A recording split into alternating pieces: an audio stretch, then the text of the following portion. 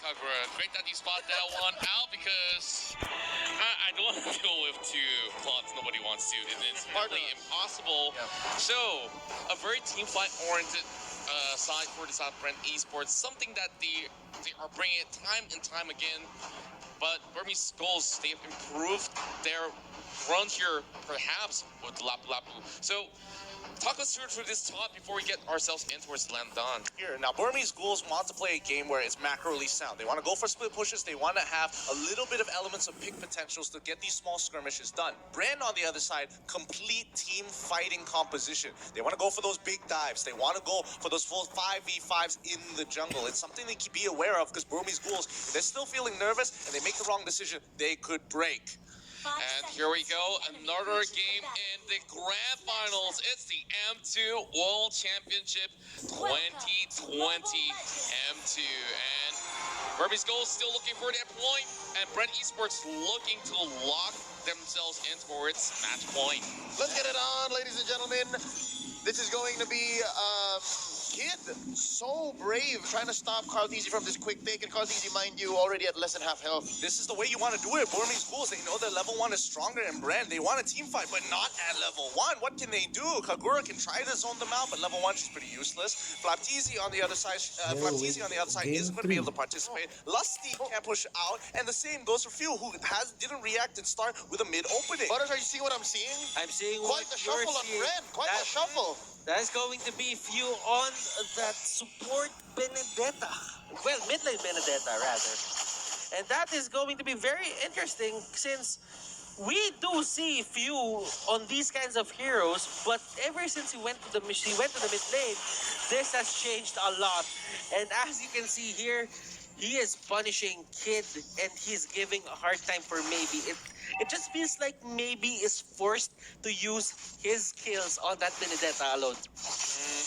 At this point in time, I think it's a pretty good opening coming in for the Burmese Ghouls. A great adaptation to say, hey, even though you do have a Benedetta in towards that mid lane, we're still going to put some damage into your jungler. Because remember, Cartesi, he is going to need a little bit of help on his first clear, and then after that, he's generally okay. Yeah. The last time we saw a Kagura on the side lane, that was used by 10S Gaming Frost. It's as if Bren Esports, they're getting a lot of their ideas from the enemies that they faced along the way. Yep, just like the Sharingan from Naruto. Did I say that right? Did I say that right? 2 minutes in, here's the first turtle. Two teams jockeying for position. Few picking the fight.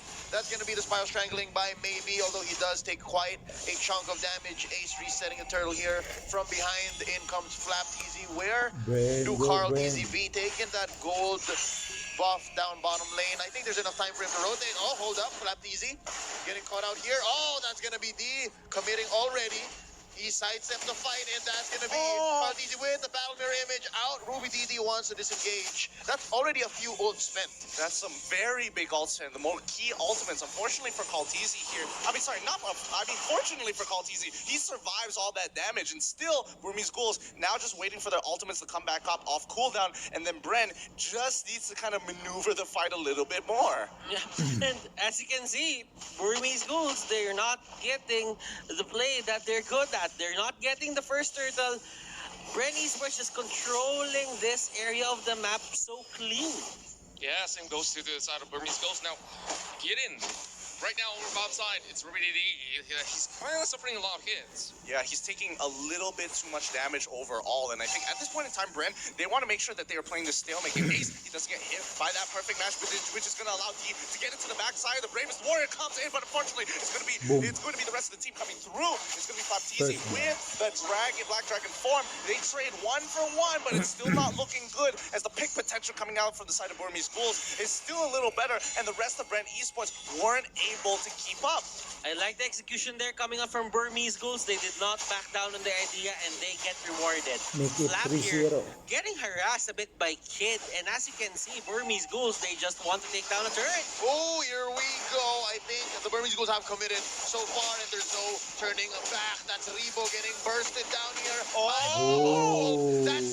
That's going to be the Electro final blow, not hitting much, maybe a pulse or two. And right now, that's going to be disengage off camera. Maybe duels down Carlteasy and wins. That is some great micro mechanics there. Kid abusing the fact that you can get pulled and even a pick D.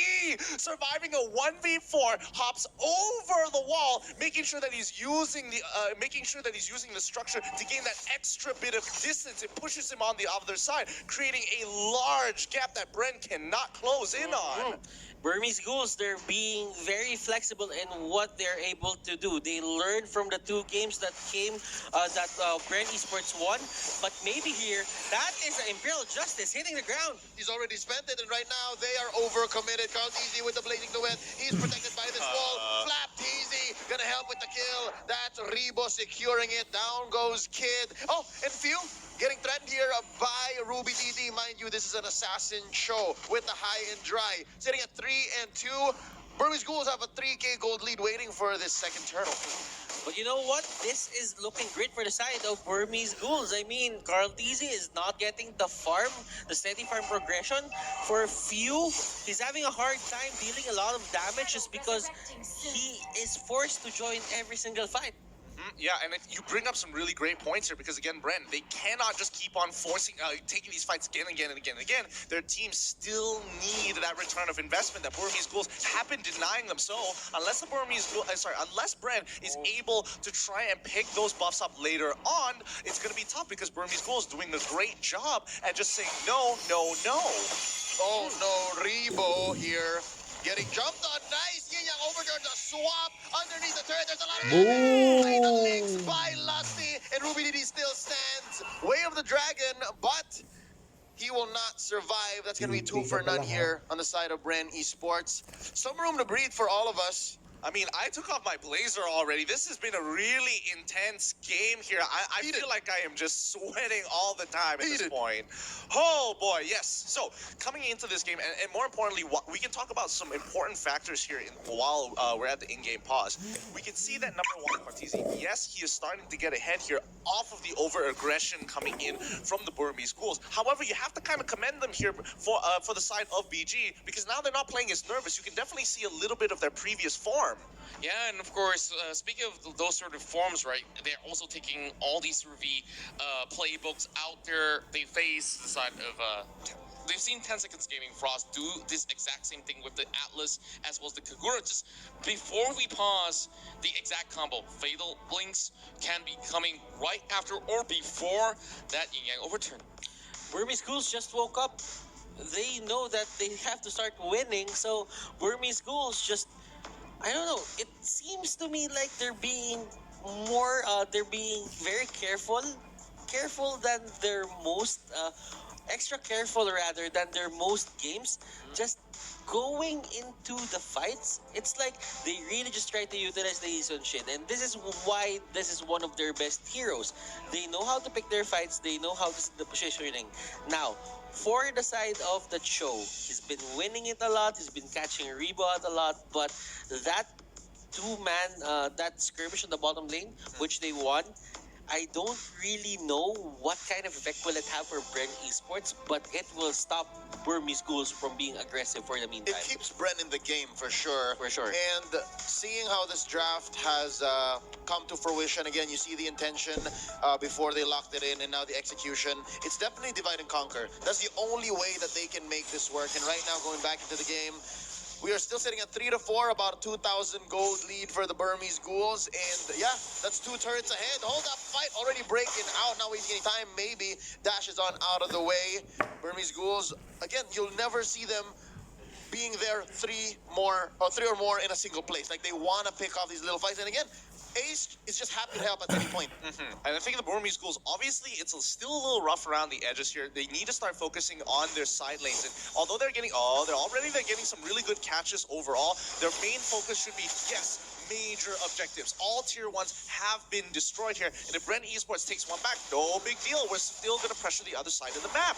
This is the Burmese Ghouls that we all know, and this is the Burmese Ghouls that their fans really love. This early game domination, this is a trademark of the Burmese Ghouls. Oh, this fight is already broken out. Imperial Justice by maybe. There's the Fatal Links by Lusty, but there's no damage present. Flap Easy, Black Dragon form, drawing a line that he's enforcing. Nobody goes through here. Carl Tizzy is busy farming. That's going to be key the way that Duran. So yeah, he can start going into Flapteasy and make sure that Flapteasy doesn't even heal off of the killing spree now. Orange, oh, I think it gets stolen away from Carl. Wow, D is doing a really great job here. Few gets absolutely chunked out. A solo kill down a bot side? Flapteasy? What happened? Oh, he had Kid nearby. Okay, that makes a little bit more sense. This is tricky for the side of Bren Esports. This is the winning form of the Burmese Ghouls now. For Flap, he should be a bit more careful. If the enemy knows that he doesn't have the Black Dragon form, that is an automatic engage on his side. Yep, permission to attack, sir. Permission to attack. Oh, that's going to be a catch onto Few. Electo final blow using the iframes to get on out of there. But despite all of this effort, despite surviving, they are going to lose another turret up top, and now only one stands in mid. Now, just for a quick explanation for those of you who don't understand what iframes are, iframes is just a short form of invulnerability frames, a short period of time, or frames that the game uses to kind of calculate how calculate a measure of time in which you are going to be invulnerable. You can't take damage, the CC is not going to matter, and especially with Benedetta's eye for an eye, if you haven't played against her yet, well, you probably should be playing more ranked. This is a high-level game, and one of the signs of or symbols that it is a high mechanic game is look at the kill score. 4 for 4, 8 minutes in. 8 minutes in, it's usually a blood battle already. Oh, Imperial Justice here, a buy maybe, and yeah, they disengage. It's a false engage, but they're forcing Bren, and I think Flapteasy bit the bait. That's gonna be the Black Dragon form, and that's a check. All right, no ult on Flapteasy. We can go the next time around. Oh my goodness, they have insurance policies for the side of Burmese Ghouls. The moment maybe is deciding, okay, maybe I should go for the Imperial Justice, he's allowed to go. Ace quickly uses his mountain shotgun to give him a double confirmation whether to keep on going or to pull back out. And as soon as he did that, he saw, oh, 4 members of Bren are already too nearby. We got to back on out of there. Now, Bren Esports, they're clearing the minion waves. I'll give them that, but Burmese Ghouls, they are setting up well for this Lord. Now, looking at the items here of Carl Tizzy, he only has the Demon Hunter's sword. The sword, the Golden Staff will come out in just a bit, but still, look at the items of Ace. He is with the Blade of Despair and a newly built Endless Battle. Oh, honestly, look at the items of D. He, instead of going defensive, he's like, no, let's fight, bros. Give me that Bloodlust Axe. Give me that Blade of Despair. I want to be able to take you on 1v